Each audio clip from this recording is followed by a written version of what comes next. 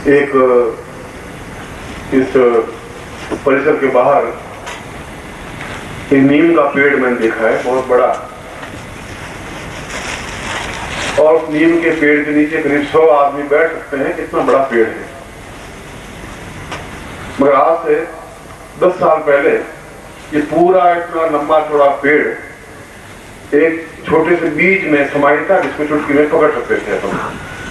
बस उस बीज को जमीन में गाड़ा और बीज फैल करके इतना बड़ा पेड़ बन गया। ठीक उसी प्रकार से यह प्रयोग है, एक छोटा सा बीज है और यह बीज कुछ ही महीनों में, हो सकता है कुछ ही दिनों में, इतना अद्वितीय फल आपको देगा कि आप के जीवन में अभाव नहीं रहेगा।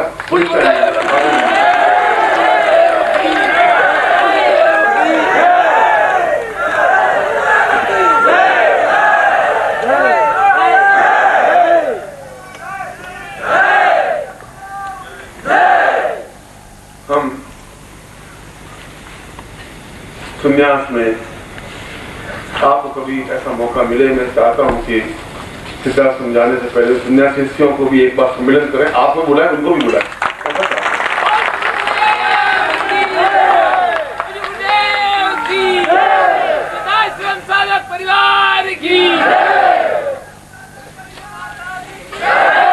आपको तो उस बड़े सम्मेलन में ये दिखाना चाहूंगा कि मर्यादा क्या होती है और शिष्यत्व क्या होता है और उड़स क्या होती है, उमस क्या होती है। उनको मैं ये दिखाऊंगा कि प्यार क्या होता है, अटैचमेंट क्या होता है, जो देखिए प्यार क्या होता है।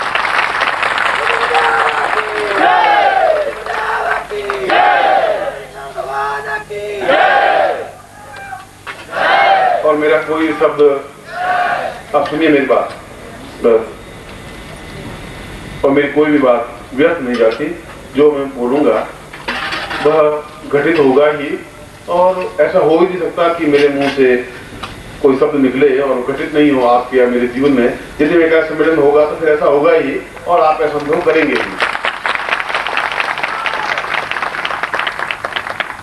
वे भी सन्यासी हैं, सन्यासिनियां हैं, शिष्य हैं, शिष्याएं हैं, वह भी आपसे कई गुना ज्यादा एकदम से, जैसे बछड़ा दौड़ करके गाय से उलझ जाता है, ठीक उसी प्रकार से वे देख करके दौड़ पड़ते हैं। उनको ये चिंता नहीं होती कि बीच में कंकर है, पत्थर है, पहाड़ की कोई चोटी है, चट्टान है, बर्फ है, कुछ उनको चिंता रहती ही नहीं।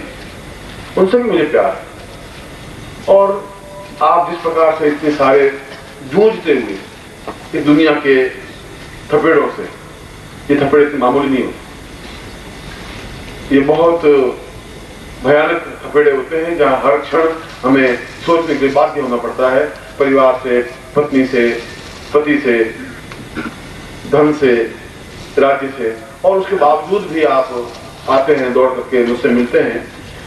यहाँ पूरे भारतवर्ष में शिष्य तो, गुरु तो 4 लाख 5 लाख होंगे, पर ऐसे शिष्य किसी गुरु के पास नहीं होंगे, इतना मुझे गौरव है।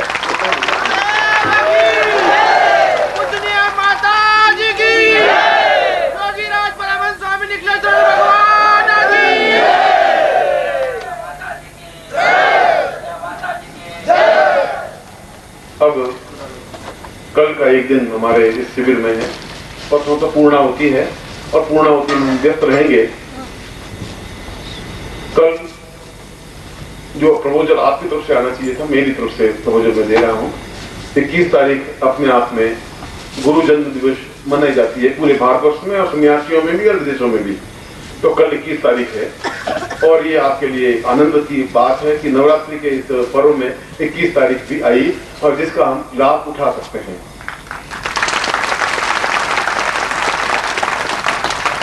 21 तारीख कोई मेरा जन्म दिवस नहीं है। 21 तारीख कोई इतनी महत्ता नहीं है कि मैं ये कहूं कि मेरा जन्म दिवस इसलिए मनाया जाए या मनाए।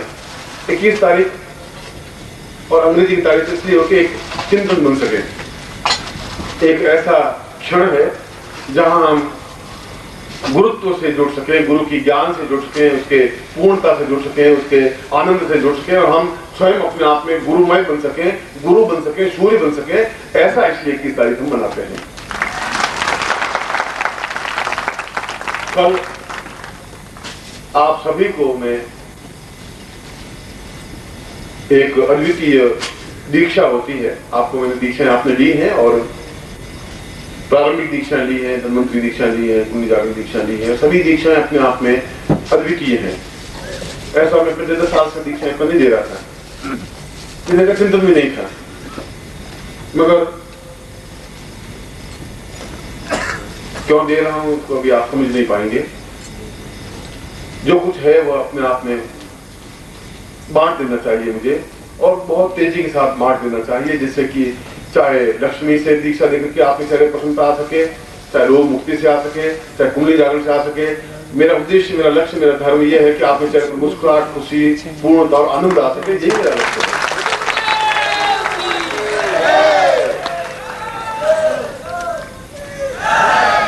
और भौतिक बात ये कहूं तो हालांकि बहुत छोटी बात है, मेरे वोटों से नहीं निकलनी चाहिए। दीक्षा का अगर कोई व्यय है तो उस व्यय में और मेरे परिवार उस व्यय को यूज नहीं करते हैं, प्रयोग में नहीं करते हैं। यह तो आपका जो भी धनराशि है, आपके गुरु भाई जो सन्यासी हैं उनके वस्त्रों के लिए, उनके भोजन के लिए, उनकी स्थितियों के लिए यह सब वहाँ समाप्त होता है, और उनके एक तरह से हेल्पफुल है आपके लिए, इसलिए यह सब स्थितियाँ है। मेरे इसमें कोई उपयोग नहीं है।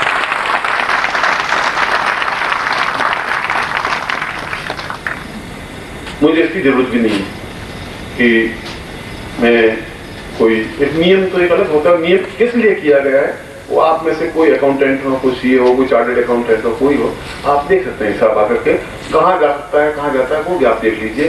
क्योंकि हजारों सन्यासी हैं, उनके भोजन की व्यवस्था भी करनी पड़ती है। गुरु के रूप में मेरा कर्तव्य धर्म है।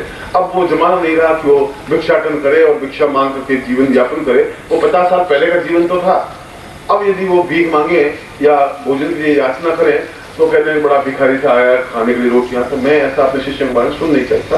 इसलिए मैंने एक नियम बनाया, धर्म बनाया कि मैं उनके किसी दरवाजे पर जाने की उनको जरूरत नहीं पड़े, वस्त्रों के लिए भी, भोजन के लिए भी, आवास के लिए भी और किसी चीजों के लिए भी। इसीलिए यह व्यवस्था कि हम एक गुरु भाई हैं और गुरु भाई के रूप में उनका सहयोग उनको करना हमारा फर्ज, धर्म और कर्तव्य है। सरकार की जय, शास्त्र की जय, हरे हरे हरे।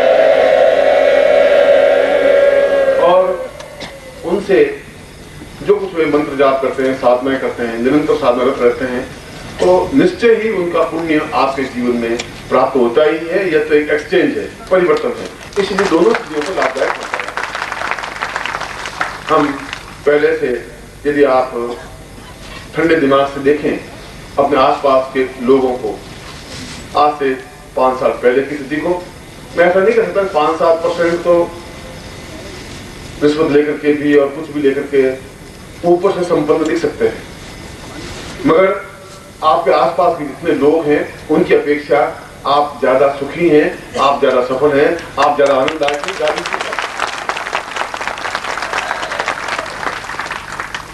और जितने ये अच्छे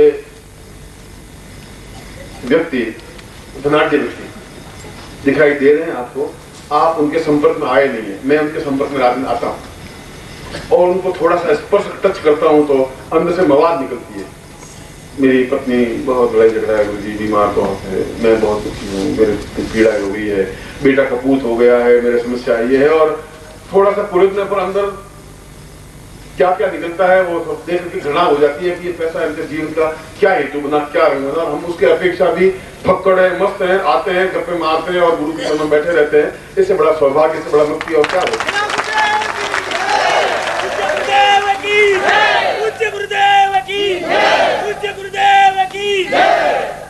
कल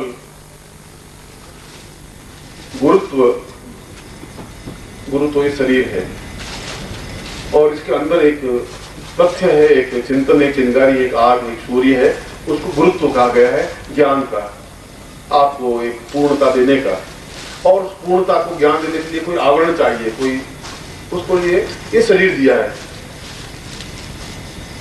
एक मंदिर के चारों तरफ परकोटा होता है। परकोटा इसलिए बना दिया गया है कि कोई भी जीव जंतु, गाय भैंस बकरी घटिया आदमी उस परकोटे को लांग के मूल मंदिर में नहीं चला जाए, इसलिए चारों तरफ परकोटा बनाया है। इसलिए शरीर है। और जो अंदर पहुंचना चाहते हैं, जब पहुंच सकते हैं, वो अंदर जाएंगे मंदिर में, भगवान के दर्शन करेंगे, मूर्ति के दर्शन भी होंगे, अपना में साक्षात प्रणिपात भी होंगे। और आप लोगों का सौभाग्य है कि इस परकोटे के अंदर पहुंचने का प्रयास किया है।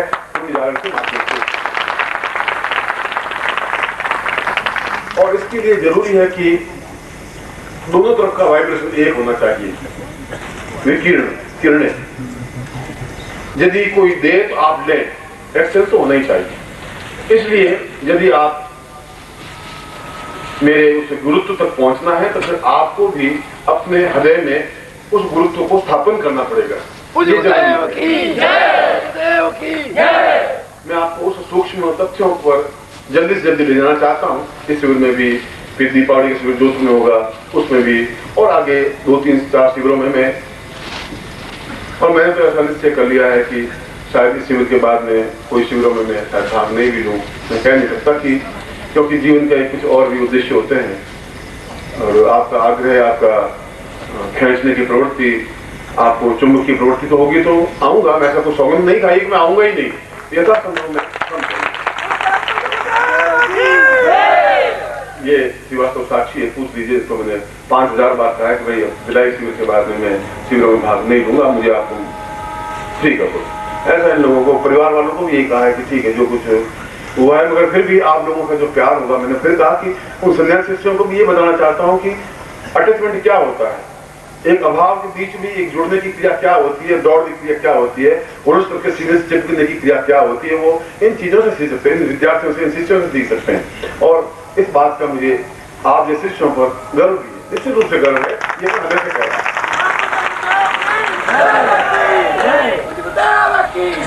कल गुरुत्व दिवस है। आप सुबह जल्दी उठें, रोज उठते हैं उससे आधा घंटा पहले उठें, स्नान करें शुद्ध और पवित्रता के साथ, और स्नान करने के बाद में पहनी हुई धोती, शुद्ध धोती पहन लें, और अच्छा आसन हो उसमें बैठें, ऊपर दुपट्टा आपका धुला हुआ हो या घिस गया है या जीर्ण हो गया तो फेंक दो, दूसरा दुपट्टा बिल्कुल सही हो वो पहने। और सुबह से ही आप निखिलेश्वरानंद स्तवन का अगर आपके पास पुस्तक है तो उसका पाठ करें। नई पुस्तक है तो आप गुरु मंत्र का जाप करें, 4 माला, 5 माला, 6 माला, 11 माला, जो भी आपको सुविधाजनक हो। कल मैं आप सबको एक महत्वपूर्ण दीक्षा होती है, हृदयस्थ गुरुत्व धारण दीक्षा। हृदय में गुरु को प्रत्यक्ष रूप से धारण करना,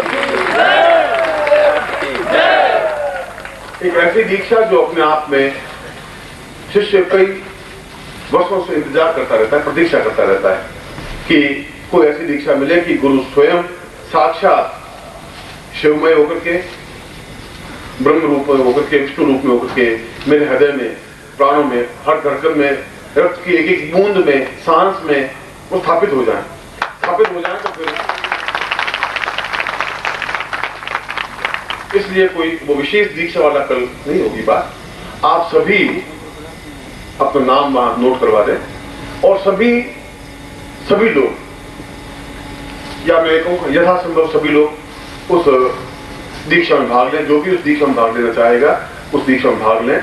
मैं कल सुबह अच्छे पुष्पों से इसको सजाएंगे, थोड़ा मंच को थोड़ा ठीक करेंगे, जो पुष्पों का रोज बनाते हैं थोड़ा अच्छा बनाएंगे।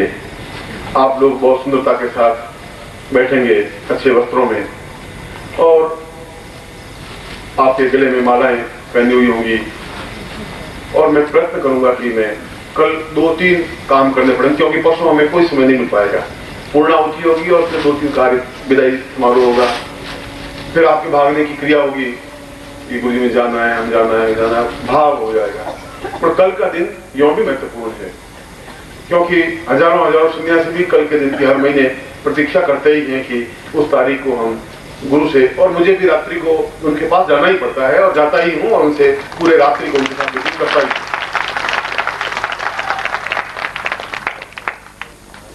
पूरा दिन आपके हवाले है, पूरी रात्रि उनके हवाले है। बाकी तो निंद्रा देवी आती बेचारी पूछती है क्या करें गुरु जी, उनका तुम कल आ जाना, आज तो समय नहीं मिल पा रहा है, फिर कभी मिल लेंगे।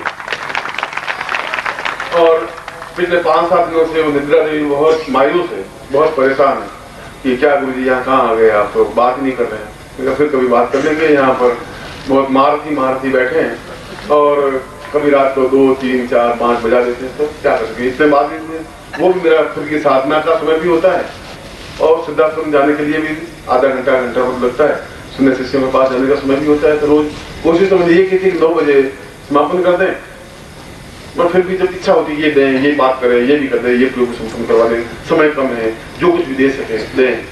और आपकी स्थितियों को भी मुझे ध्यान रखना पड़ता है। आपकी थोड़ी डिफिकल्टीज है और मिट जाएंगी, इसमें तो लंबी थोड़ी कोई बहुत बड़ी बात नहीं है। गर्भ में बालक स्थापित होता है तो 9 महीने प्रतीक्षा करनी पड़ती दादा को कि पोता पैदा हो। 9 महीने इंतजार करना पड़ता है। एक बीज में जमीन में गाड़ा है तो 1-2 साल इंतजार करना पड़ता है कि पेड़ छायादार ऊंचा उठे, थोड़ा सा धैर्य रखना पड़ता है। मगर मैं आपको 6 महीने, 8 महीने, साल भर की बात नहीं कर रहा हूँ, इतनी जरूरत नहीं है। मैं स्वयं अपने आप में सीधा ऑपरेशन करने वाला व्यक्ति हूँ और जल्दी आपका काम कुछ दिनों में हो जाएगा जैसा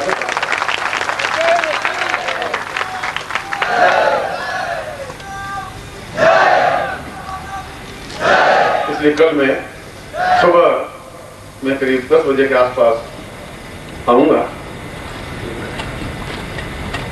10 बजे के आसपास आऊंगा और मैं उस गुरुत्व स्थापन हृदयस्थ गुरुत्व स्थापन प्रयोग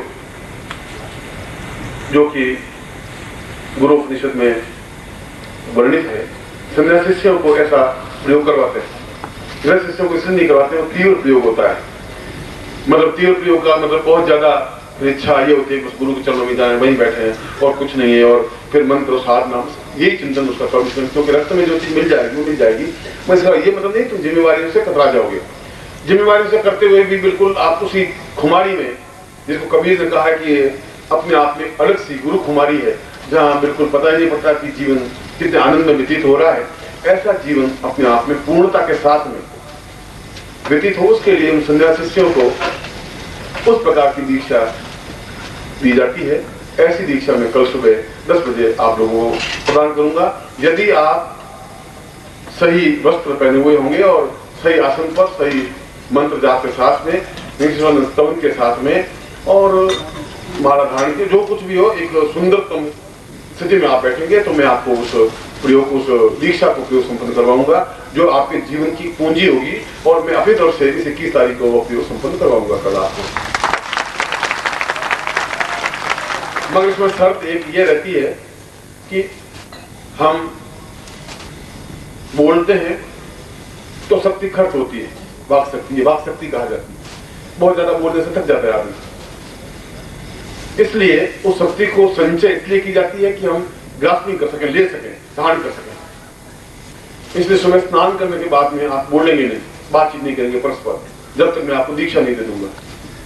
अगर बात करेंगे तो इशारे से बात करेंगे, चाय वाले को बात करेंगे, चाय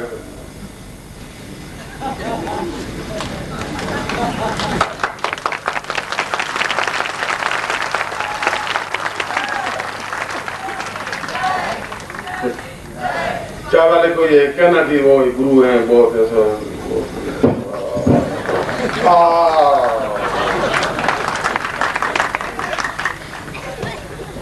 वो भी सिखाना पड़ेगा। अगर आप ही पूरी बातचीत कही जा सकती है कि मैं तुम्हें प्यार करता हूँ तो भी कही जा सकती है, मैं क्रोध करता हूँ तो भी किया जा सकता।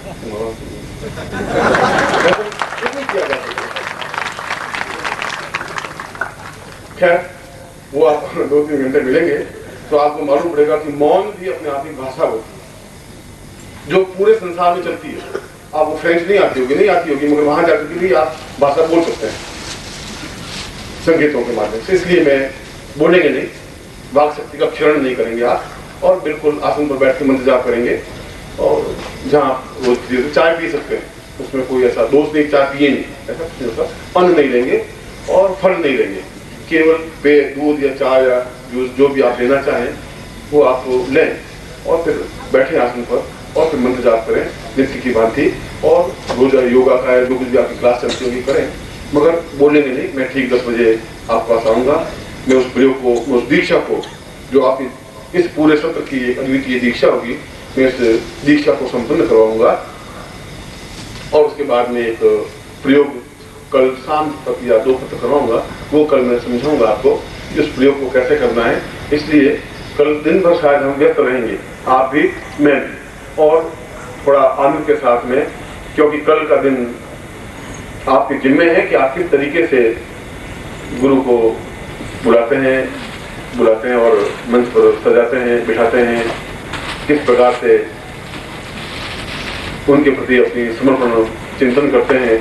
सुबह गुरु आरती हो सकती है, दीक्षा के बाद में आप गुरु आरती करेंगे बहुत मस्ती के साथ में, और जो कुछ भी गुरु के प्रति जिस प्रकार से भावना व्यक्त की जाती है वो करेंगे। तो कल सुबह मैं आपको दीक्षा दूंगा, उस समय फिर आपको समझाऊंगा कि दोपहर को क्या कार्यक्रम करूंगा और रात्रिकालीन क्या कार्यक्रम करूंगा। सुबह तो फिलहाल तो ये कि 10 से 12 बजे के बीच में दीक्षा कार्यक्रम और आरती कार्यक्रम होगा। फिलहाल तो मैं आप सबको लोगों को हृदय से आशीर्वाद देता हूँ कि आज का दिन, आज का क्षण याद रखें कि अपना अपनी महत्वपूर्ण साधना संपन्न हुई है। पूरा ब्रह्मांड और पूरे ऋषि मुनि योगी यति सन्यासी रात को तो मुझे क्रोध करेंगे, गालियां देंगे, फटकार कुछ कहेंगे, मन में तो बहुत ही हो गए उनके, क्योंकि हर बार ऐसा होता है जब भी जाते हैं तो आप क्या नहीं क्या करोगे, बर्बाद कर दोगे, सीधा कर दो, सत्यानाश कर दोगे, ये सब विद्याएं दे दोगे, क्या होगा आपका, आपको कैसे समझाएं। मैंने कहा उन सबको लिया नहीं है तो आपको मालूम पड़ेगा।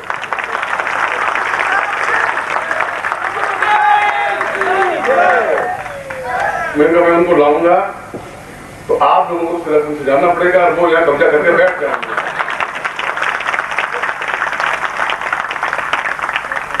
मैंने कहा उनको तो मौका मिलना चाहिए, कब्जा करने में बहुत समस्या है, वो ये सीखा है। तो कहते आप कैसे शिष्य, ये शिष्य होते हैं कब्जा करना, अरे राम राम, ये कुछ बात मैं आने दीजिए, मौका आएंगे तो समझाएंगे क्या होता है क्या नहीं होता है। कोई चाय की स्टॉल खोल देगा, कोई फलों की स्टॉल खोल देगा, कोई दूधों की स्टॉल खोल देगा, साला जहाँ से मार्केट बन जाएगा पूरा। वो आपको मौका नहीं मिला है, लेकिन आने दीजिए उनको। तो उनको बड़ा वो ताजुब करते हैं, वो कहते हैं आप कैसे भेड़ियों के बीच में, सिंहों के बीच क्या करते हो आप, और ये सब उनको ये दीक्षा देने का क्या होगा उससे, तो आप मालूम नहीं क्या होगा। मैं तैयार कर रहा हूँ उनको बिल्कुल, इसलिए कि मैं जो भुगता हूँ 15-20 साल से, आपको भी भुगतने के लिए उनको लाऊं।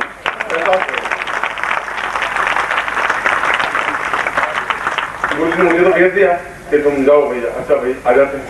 अब जो भुगता हूँ कुछ गुरु जी को भी एहसास होना चाहिए उन शिष्यों के साथ, मिलाएंगे आपको और करवाएंगे।